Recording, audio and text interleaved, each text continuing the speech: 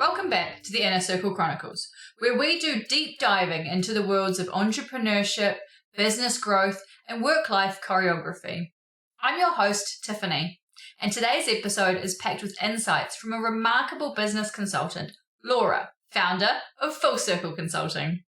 Laura's journey into the world of systems and solutions began with a simple desire to help friends and family navigate their business and personal challenges. With a background in corporate businesses and infrastructure management, Laura discovered her knack for translating complex technology into practical solutions for small business owners.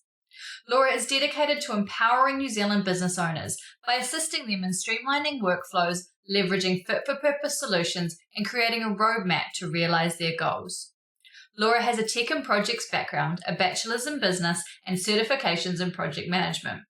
She's passionate about problem solving, plans of action, and implementation. A girl after my own heart. Full Circle was created to help share the load, to take away the burdens and obstacles that hold you back. So hold on to your hats and get ready to gain actionable insights and inspiration from Laura's journey and expertise. Stay tuned for a candid discussion on embracing imperfection, staying adaptable in a changing market, and the empowering journey of being a working parent in today's business landscape. Hello, Laura. Hi, Tiff. What an intro. That was insane. Hopefully I can live up to that. Well, how about we start by you tell us a bit about yourself. How did you get started with Full Circle Consulting? So as you indicated, it was a lot to do with starting with helping my friends and family with troubles that they were having with their business. I was essentially being a bit of a support person or a technology type of friend when it came to their struggles, and it was also helping other personal friends with their personal careers, CVs, right, and just bringing coordination into the whole avenue of their lives. And then from there it turned into, well, Laura, maybe you can earn some money from this, or can I pay you for this? And I said, well, actually, maybe I can do something with it. Yeah, right. I mean, you may as well get paid for doing what you love, right? So what inspired you to pick this as your focus? Prior to having my boys, I worked with corporates in the city. My career history is just really varied around problem solving, which all started, would you believe, with a debt collection. I worked for a finance company from a very young age and evolved into more of an internal role in the business as well as external clients and customers, helping them with their getting their businesses back on track. And that wasn't just as recovering the debt, being my little debt collector self, but it was also about actually helping work with them to get their businesses back in line, right? Helping them to figure out where the gaps were, where the problems were, so that they were then in a position to help pay. Right. It was always the last resort to actually wind up their companies and collect the debt. It was never really what we wanted to do if we could help it. That was the mindset internally, would you believe, for a finance company to have that. But it was. And then from the internal side of the business, this is where I found out that I had a skill set in being able to understand and translate technology versus humans. So I've always had an interest in technology. And I find myself able to understand what the software does and how it works and how it could work in a business. And being able to then translate that to normal human languages, it just became a natural part of my role within the business. From there, I moved to another role focused around infrastructure management, being servers, databases, point-of-sale systems, internal software, and my job was to make sure that all those cogs in the wheel would fit in with the needs of the business. And not just in the business for the management, but also for the people in the business. That's the most important part of the whole system. If your whole ecosystem is the fanciest in the world, it doesn't actually matter if it doesn't work for the people that actually make it work and use it. Yeah. So you translate from what I would call techie codey language to what, middle management or upper management can understand. Yeah, that's where it started from. I used to work all sorts of servers and databases, point of sales, systems and software, making things work for the humans. It wasn't, just middle management in terms of translation, but actually translating the technology itself to help the people that worked in the business. So that is people at all levels. That wasn't just making sure that it was what middle management wanted or upper management wanted, but it was also around and making sure that people are along the journey of the change. Right. And ensuring that it actually helped them. Because what is a very obvious but often not understood aspect of technology and systems is that it has to actually work for the people for it to be successful. Yes. Yeah. So from your experience, what are those common hurdles that the business owners would typically come across when it comes to streamlining or, getting their technology sorted? To be honest, lack of interest on their part. So let me explain. Business owners are incredible people who have got their skill set, their expertise. They're good at what they do, and that's why they've started a business at it. Right. They don't want to work on all of that boring stuff to get the cogs all connected together, to get all the links working properly. It's boring stuff for them. It's fun stuff for me. Right. And I really enjoy that problem solving, that laying their foundations or getting the roadmap together. Right. They want things to be easier in the long run, but more often than not, the technology systems and software, it's just boring. Right. And I totally get that, and change is really hard to get on with as well. Yeah, so you're there to support them through that change and make it not so hard. Yes, exactly. And go and find those things that work for them. Yeah. Streamlining workflows, optimizing, change implementation, they all seem like really big, overwhelming things to someone who doesn't necessarily have a big business. Can you share some more specific examples of situations where a small business may have benefited the most from improving their systems or processes? Yes, absolutely. And I totally agree. They are big words. And when you're just a small business or you're just very new into understanding businesses, those are not ideal words to use. I do try and use more simple language, generally speaking, but those are the words and the language that you would use to explain it. But some of the examples would be that, right, so one of my clients was a new business looking to enter into a new market that was still in the same industry, but just a new avenue within that industry. They were going to be servicing multiple clients in one time as opposed to just one client at a time. It was going to require resource allocation, budget, times, all need to be considered and easily understood and reviewed to ensure that they didn't take on too many clients at one time.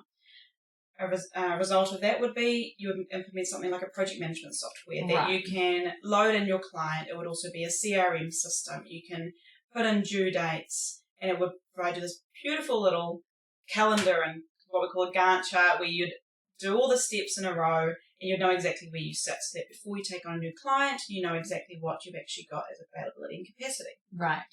Another example would be one of my clients, she grew way faster than she expected. She basically opened her doors, put it out there to the world, and boom, she had full books. Right. Full books. Absolutely popular. She was running everything manually. Right. Absolutely just manual. Talking to people on the phone, emailing the clients, everything was done. There was no booking system or anything. We went back, reviewed what she needed, how she wanted to work, and what kind of technology she would be happy to work with. I went out and researched a couple of options. I did research the cost, the type of implementation that would be needed and how it would work, and recommended a great booking system for her. We added that into her workflow, automated almost everything, and her feedback was that she just absolutely loved it. Awesome. It's the kind of thing you need when you're a business owner that's flustered. You sometimes need someone to come in and have a look for you. And they definitely were, and it was really hard to actually sit there and listen to what was going on and not want to just, give big hugs and things like that because you want to help them immediately. Yeah. But there is a bit of work that has to be done before that. Yeah, getting to know the client, I guess, and what they need. Yeah. Exactly. Yeah. So since then, how have those two clients found the platforms and software that you sorted for them? Oh, the feedback that I get, because they've actually turned into friends as well. Well, one of them was already friends beforehand anyway, so that worked out well. But it's just, the feedback being that life's just simpler. Yeah. It's just easier to manage. Yeah. And a big weight has been lifted off their shoulders. There's so many things that they don't even have to think about anymore, and it just works. And they don't have to watch as it goes through. They don't have to manage it because the clients are managing it themselves in terms of the booking system for that other business owner. But just that easier way of managing things, and it gets it out of your head and into something else. Yeah. And then you have more time to do what you actually love as a business owner, I guess. Exactly. Very cool. So, something I talk a lot about on this podcast and with my clients is that small business owners often face challenges and make mistakes. What are some common mistakes you've observed, and how can business owners learn from these experiences? That's a really tough one, Tiff, because you know what? We all make mistakes in business. I'm here to provide solutions. I'm meant to be the expert in my field, and I am, but I'm not any different to any other business owner. I think, in general, underestimating themselves is one of the biggest things a business owner can do. Thinking that everyone else is nailing it, and they're sitting there thinking they're behind everyone else, and underestimating what they're capable of because they don't know all the things about business or ownership or how to run things. They just know they have the passion. That is a massive mistake for business owners, because they can do it. They do know how to do it, and they just have to put their best foot forward. Yeah. They discount their ability to learn a new system or a software. I found finding out what actually fits for them and their mindset and how they want to work things makes a huge difference in the support and their own beliefs in themselves. Yeah, absolutely. Often you can't see the wood for the trees when you're slogging away in your business, and having a fresh set of eyes, especially someone with specific knowledge, can pull you out of that really well. Exactly. And sometimes it's just about someone annoyingly asking a whole lot of questions for a new, fresh way of thinking to come up. Yeah. And questions that you may not have ever thought of to ask yourself. Yep, exactly. Yeah. Given that both of us have a focus on helping businesses grow, I'm really interested to see how you answer this next question. How do you see collaboration and partnerships playing a role in helping a business thrive? Oh, that's a good one. I think it's hugely important, especially with small businesses where we're solo entrepreneurs, essentially. And, personally, you do enter my own mind regularly. And that's honest. That's not just because we're sitting here. We have complementary services, and it's all about relationships and building trust. And if there's someone that you're working with a client quite a lot, and that that they need someone like me, and you trust me and they trust you, then that's how it works. It's their baby. It's their business is their baby, and it's intensely personal for them. So, the collaboration part, if it's not my skill set, then I want to be able to have the right people around me that I can refer onto. And that's all that means for the business owner. It means, another example will be marketing. I'm not an expert in SEO or digital marketing, but I know who to tap shoulders on people that I trust and friends that I trust. Another one would be coaches, for example. Yes. A consultant and a coach. Are they kind of in the same field as well? Absolutely. Do they cross over? In some ways, because in some ways I'm coaching my clients. But a lot of it is actually complementary to each other as well. Yeah. And those types of collaborations will, in my world, it could make a huge difference. Absolutely. I've also spoken before on this podcast about trends and how the business landscape is constantly changing. How do you help business owners stay adaptable or responsive to those changes in the market or industry trends? Well, specifically for the work that I do, and requirements gathering is the most important part of it. Getting a good understanding of the client, the customer, their customer base, their long-term goals, helps me find the solutions that will fit for them right now for where they're at, and then also grow with them. That's with software systems specifically. That is just the most important part of it. You have to make sure that it aligns with where their mission and vision is right now, and then also where it is when they get to their goals at the other end, that it's still going to work. Investing in your own business is an incredibly hard thing for business owners to do. It's always the last priority, but it's such an important foundational step. But getting that right is the most important part of what I do. Right. Yeah. So partly it's planning about the future, ensuring that what you're implementing now has that room to grow. Yeah. It's about creating that link between where they are now and where they want to be in the end, and making sure that when they're there, it works. So can you share with us how businesses can future-proof themselves through effective planning? Perfection's a good word to add here.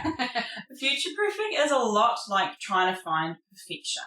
You can never fully prepare for anything that you don't have control over all of the factors of. Absolutely. I work really hard to find effective and achievable solutions, roadmap strategies for the business owners so that what fits for them. It always comes back to that. Yeah. It has to fit for them. It has to fit for that business owner in a way that as things change around them, they've got control over that one part of it and it still works for them in the future. Right. One thing you offer is one-on-one business guidance. How do you think personalized consultations make a difference? What kind of impact have you seen on your clients as a result of your sort of individualized approach? That's quite a good one.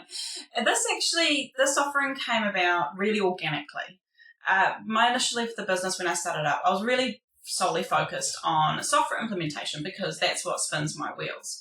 But I found out quite quickly that business owners sometimes just need a sounding board and a different viewpoint. They don't need someone to come in and change a whole lot of things, but they need more someone just to piggyback off the ideas or the things that you talk about. More often than not, even during the initial discovery call that we have, my clients will come away with solutions purely by having a fresh pair of ears, hearing the problem and finding an opportunity within that problem. That then gives the business owner time to reflect and see, and then they can also see how far they've come from the beginning. Because a lot of times business owners, they'll track along and they'll be struggling, or there'll be problems and brick walls and what have you. And then they haven't actually taken a moment to go, right, well, actually in 6 months, in the last year, in the last 2 years, we were there. We only knew this back then, but now we're here. And look how much we know now. Yeah, look how far we have actually already come. Exactly. Yeah, well, I mean, we've talked about it earlier. It sort of comes back to that opportunity to step back and see the whole picture, have someone to have that fresh set of eyes on your business. Yeah. So for those aspiring to start a business, what advice would you give them based on your experience working with businesses and starting your own? Just do it. Not to quote a Nike ad, but don't wait for perfection. Yeah. Just get yourself out there. Yeah. Be messy, be real, break the seal, and just do it. Yeah. Sometimes you just got to dive in at the deep end, don't you? Yeah. You figure out the rest, Same as the one-on-one consulting. That wasn't even a part of my scope originally in terms of my own business. And now that's something that's one of my most popular services is that we get together and we strategize and we hash it out. Yeah. And we have a yarn. And then we find some actionable results for the client immediately. Yeah, yeah. So I guess get it done, get it started, and it will naturally evolve on its own, won't it? Exactly. Yeah. So for business owners who are already in business, who want to do an audit of their software and systems, where would you suggest they even start? That's a good one. There's a few things that a business owner can actually do when they're established. A lot of the time they've been in business for a couple of years or a year or a longer time than that, and everything has always worked because that's the way it's always been done. Right. What I would suggest to a client, not wanting to have a consultant come in to look at everything, is that they'll write down every step of the process that they're currently doing manually. Anything that they do that isn't in a system or a software or a process already, write it down. It doesn't have to be in a line. It can be all over the page. And then draw the links between it. And literally draw lines. I'm talking about here. Yeah. Like this is on a big piece of paper. And from there you can generally see, okay, there's a lot of manual things that are going on here. There's a lot that's only in my head. And then if I got hit by a bus tomorrow, no one's going to know how to do that. Right. Can someone actually pick up that mantle? No. That's when you know, okay, that's the audit. That's the audit they've done. And then it's about plugging away slowly at, okay, how can this be a bit more efficient? How can this be done a bit smarter? Is this something that could actually be taken off my workload?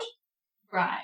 And that's how those established business owners can take that audit of where they are currently, understand exactly what's happening, and make a change going forward. Yeah. And they don't have to fix it all at once. They don't have to be like, right, all of this has to be on a computer system right now. Absolutely not. Look, if it ain't broke, don't fix it.